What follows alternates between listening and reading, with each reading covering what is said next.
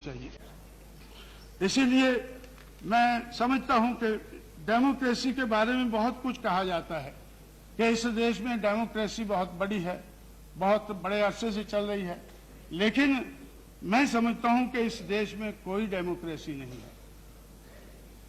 It is एक खेल चल रहा है इस देश में जिसमें अमीरों के नोटों से गरीबों के वोटों के साथ खिलवाड़ होता है। अमीरों के नोटों से गरीबों के नोटों के साथ खिलवाड़ होता है और मैं समझता हूं कि इसको अमीरों के नोटों से गरीबों के वोटों के साथ खिलवाड़ होता है, जिसको डेमोक्रेसी कहते हैं। इसी तरह से हमारे जो चीफ इलेक्शन कमिश्नर हैं तो मिस्टर सेशन, तो उन्होंने एक किताब लिखी है, उसमें उन्होंने खुद कहा है कि इस देश में डेमोक्रेसी नहीं है। उन्होंने एक मिस्टर सेशन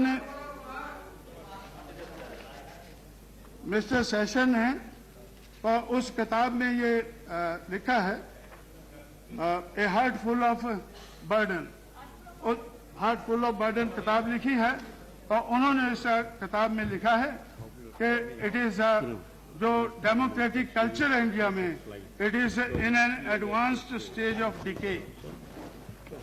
ये डेमोक्रेसी जो है it is an advance stage of decay, ऐसा चीफ इलेक्शन कमिश्नर को कहना पड़ा है। और इसी तरह से तो उन्होंने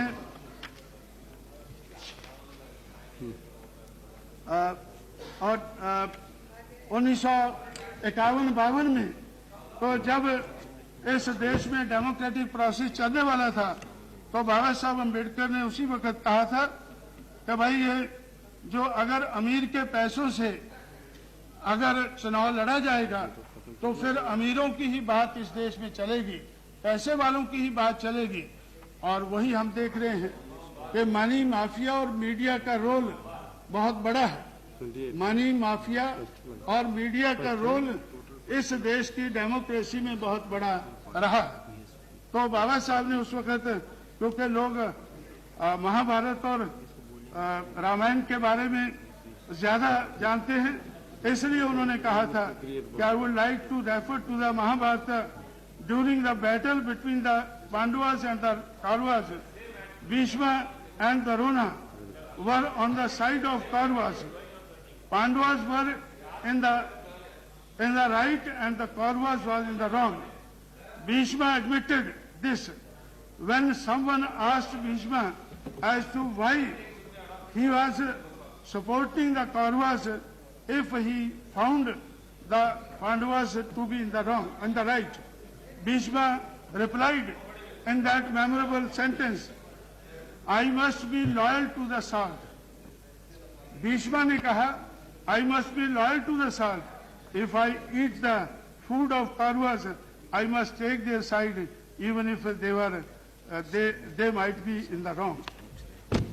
तो उस वक्त से 1951-52 से इस बात के बारे में हमें मालूम है कि अमीर के नोटों से गरीब के वोटों के साथ खेल खेला जाता है और हम इसको लोगों को, दुनिया वालों को बताते हैं कि इस देश में डेमोक्रेसी है।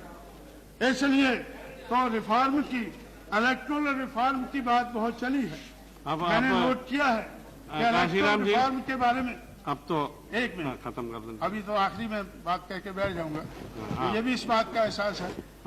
तो इलेक्टोरल रिफॉर्म के बारे में 36 मिनट तो आपने लिया। हम लोगों ने 1972 से ये काम शुरू किया है। 1990 तक तो बहुत कमेटियां उठाई गई हैं।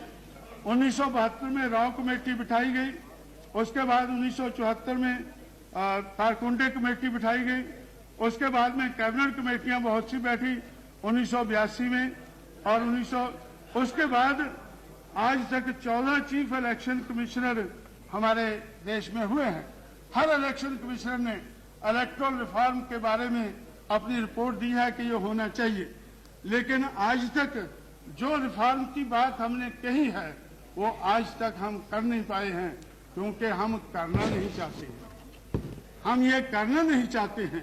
पिछले 50 साल में इलेक्टोरल रिफॉर्म की बात तो बहुत कही गई है, लेकिन हम करना नहीं चाहते हैं, इसलिए हम कर नहीं पाए हैं।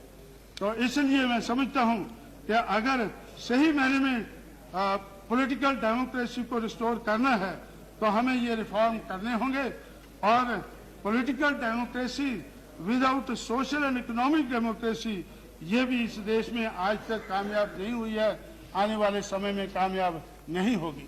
इसलिए अगर हम पॉलिटिकल डेमोक्रेसी को कामयाब बनाना चाहते हैं तो हमें सामाजिक और आर्थिक दिशा में जो परिवर्तन चाहिए वो परिवर्तन करने चाहिए। और मैं समझता हूं अगर 50 साल हमने ये नहीं सोचा है तो 50 साल के बाद ये पूरा साल जब हम सोच रहे हैं, सोचने लगे हैं, तो पूरा साल हमें ये सोचना चाहिए कि क्या कमियां रह गई हैं, उन कमियों को दूर करने का हमें एजेंडा बनाना चाहिए। आने वाले समय का एजेंडा हमारा इस किस्म का होना चाहिए। ऐसी बात कहते हुए मैं आपका शुक्रगुजार हूं कि आपने मुझे ज्यादा समय दिया।